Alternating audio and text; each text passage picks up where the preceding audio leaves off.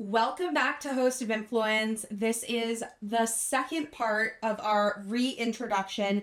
If you haven't already, make sure you go watch part one. It's not long at all because I do not believe in keeping you here for very long without a lot of great information. And I promise you, I'm not going to be one of these YouTubers that says that they have really nice information in the video and then they just proceed to like yap and yap and yap and then they try to sell you something. Like, you will be getting all of the information from me in these videos. And if you want to be working with me one-on-one or in my cohorts, that's going to be something that will be available. However, I'm not going to be selling you things this entire time.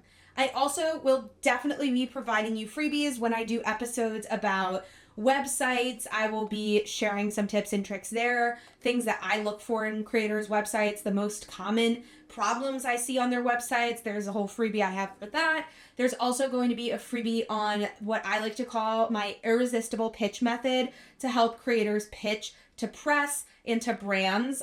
There's, I guess, like two parts to it, but that will be available as a freebie, and honestly, so much more. So you're just gonna have to stick around and wait for those, but they will come out and they are going to be on the Host of Influence website. So no fear.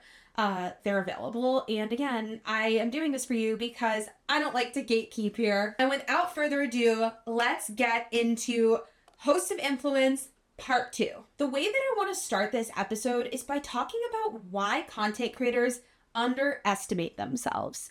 When you start content creation or you click post on your first post or you get your handle on social media, it can be really daunting, but a majority of people are joining social media because they think it's the next step in their creative journey, when actually I think people should manufacture it in reverse. And by that, I mean, you need to come up with what your end goal is. You need to see beyond the camera and beyond the social media before you even make your first post. And of course, there are exceptions to the rule where people start on social media and eventually they build up their confidence and they're able to actually build something that they stand for and they figure it out along the way. But I can almost guarantee you the biggest shift that I have seen in my business, helping other people see their worth and their potential long term, is the fact that they have an end goal in mind. They're not just doing something because it makes them money. They're not just doing something because it gives them clout or something to talk about online or something to keep them busy. They are spending every single moment thinking about getting to their final destination. And a quick story I want to tell you guys about this is the why of why I started.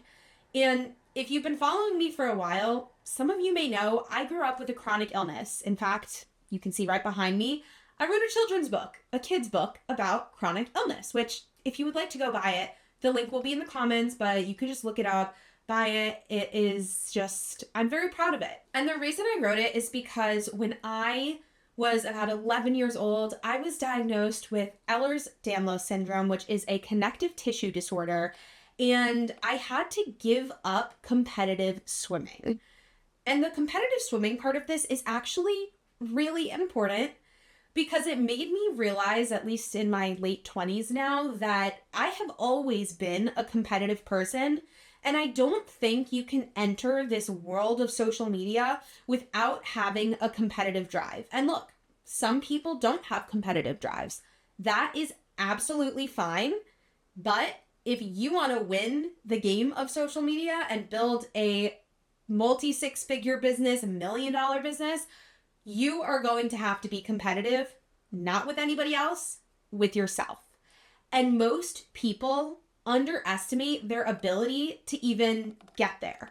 So what started out as a competitive drive as a kid, and I had to stop doing competitive sports, turned into a passion and a desire to win photography competitions. So I would get so obsessed. I would watch these legends like Lindsay Adler and Peter Hurley and Sue Bryce Photography and Flern on YouTube as a teenager who was down in the dumps because I had to give up something I was so good at. And I became obsessed to the point where there was nothing between me and achieving what I wanted to do, which at the time was becoming a commercial photographer. And it's obviously worked because I have done hundreds of brand sponsorships on my social media, which are modern commercials. So I guess you could say I did achieve that dream, but I started applying that competitive nature specifically to international, national, regional, local competitions, and I started winning them to the point where my photography even got into the Metropolitan Museum of Art twice, or 3 times actually, in my entire career. Twice with Scholastic Arts and Writing, because I won gold and silver keys or medals for my work. And once when I was literally in 5th grade, completely unrelated to something that my teacher had submitted for me. But that one was crazy. And by the time I graduated high school and was headed off to college, that dream was still very present. The only thing that changed was technology. Because I realized, I guess I graduated in 2016, Instagram had been around for a little bit of time. And I had already been sharing my work on social media with my friends and family. And I don't even know who was following me at the time, but somehow I had a couple of thousand followers by the end of high school. I just remember getting to college saying, do everything and anything to make your dream come true. And I was at USC in Los Angeles, in probably the #1 place aside from New York for anything film, TV, production, and talk about a competitive place. LA is arguably just as competitive, if not more, than New York, especially because people are throwing themselves creatively into auditions, modeling, billboards, like anything, like music. The competitive nature of people in LA is definitely up there with New York. I would say the pace is a little different, but that also made me stick out when I was in LA. As I was at USC, I joined this social media club called USC Reach. And when I was there, I decided to apply specifically because I was like, I'm already posting my work online. And finally, within a couple of months of being in that club, I shot my first ad for a brand that was going to be used on Facebook for Hint Water. And they were just crushing with Facebook ads back in the day. I don't know the status today, but back then I was getting hired to do ads and commercial photography for them. And it was a dream come true because it made me realize that my dream as an 11-year-old who was told that I had to give up the thing I loved most, found something else, and I made it happen. And once I made it happen, I was like, is this it? Like, how much better can this get? So one day, I show up to a shoot, and the model doesn't come. So I'm like, oh my gosh, what do I have to do? I have to deliver something to the client. So I go and set my camera up, and because I knew so much about photography, I just did self-portraits. And I was like, you know what? I'll be the model. And that, my friends, was my entrance into, I guess, becoming an influencer, which inspired me to go down the road of becoming a brand ambassador for brands like TikTok, Tinder, Abercrombie, Smashbox Cosmetics, Timberland, and I think I did 13 by the end of college. I also was still simultaneously pursuing my interest in the entertainment world by getting internships at Warner Bros. And Paramount. But ultimately, I realized that building a platform that relied on myself and that generated me income based on things that I wanted to do was so much more desirable. So, great. What's going to happen when you graduate college, Gigi? Well, I was a 2020 grad. Like so many other people, I graduated during COVID, which meant that I had to be creative. Simultaneously, I was dealing with my chronic health issues, and I realized I couldn't work a 9-to-5. So how could I apply that same mindset and that same framework that I had just mentioned about making your dream actually happen and thinking so far in the future? How could I think about that and apply it to myself? And at that point, I was starting to think about myself as a business and starting to think about the things I was saying online, the way I was perceived in media online as a business asset. Not just something that happened because I was good or I had a lot of followers, but because I had purpose. And my purpose during that era, I would say from 2020 really to 2023, was all about advocating for people struggling with chronic illness online and partnering with brands that really wanted to nurture that narrative and that community. And that's what led me to write the book. That's what led me to be in Sports Illustrated swimsuit in 2022. That's what led me to go to a bunch of different Fashion Week events, which, fun story here, I was at a Fashion Week event and I'm there with one of my interns at the time and I'm like looking around and I'm like, oh my gosh, it's Nigel Barker, literally from America's Next Top Model. Like literally when I was a kid, I had visualized working for him, shooting campaigns like him, and I was in the room with him, starstruck with him, and I'm like, oh my gosh, he saw me do the double take. I'm like, can I please take a photo? He's like, yes, the evidence is here. We'll show the photo in the video. I just remember having this like blissful moment, and it was for the Blondes. It was like my last show of New York Fashion Week. I just realized I was like, this was my dream.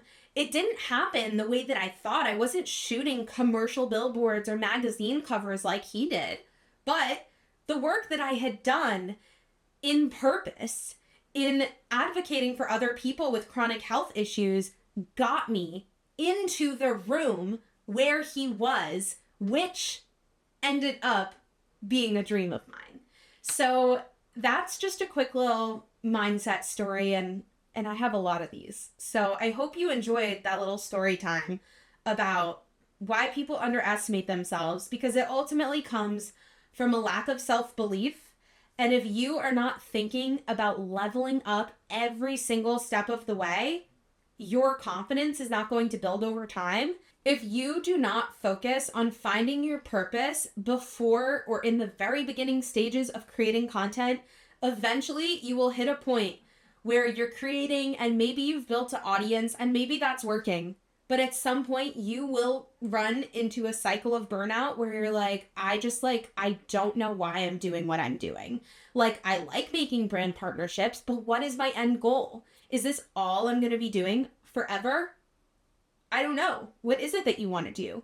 I decided in 2023 that I really, really, really wanted to find a way to help other people not just grow a following, but build a personal brand. Understand how to have the skill set of creating a website that converts and that makes you seem like an asset to brands and to press. How to get into the press and build and maintain those relationships so that a couple years down the line, after somebody's written a story about you, you can go back to them with another exciting project and say, hey, by the way, I actually wrote a children's book. Would it be possible, or would you be interested in covering my story about, this angle, that angle? But because you maintained the relationship, you're able to make those asks without it being petty or annoying. So that also very much so applies to brand partnerships and the entire world of paid ads. So you guys have got to click the like button, click the subscribe button, and make sure you also subscribe to the newsletter, which again is going to be giving you a high level snapshot into these videos so you don't have to spend time watching a long video. But this is a reminder that I will also be syndicating this on podcasts, wherever you listen to them. So you can listen on the go. You can have me in your ears, giving you a pep talk, telling you a story, giving you insanely valuable information that I've learned over the years. And eventually we will have guests come on and share their expertise. But at this point, it's going to be me and you guys, and the only person getting in between you and your dreams, which is going to be yourself. So really, it's just you and me in this together. If you enjoyed this video as much as I enjoyed talking to you in this video,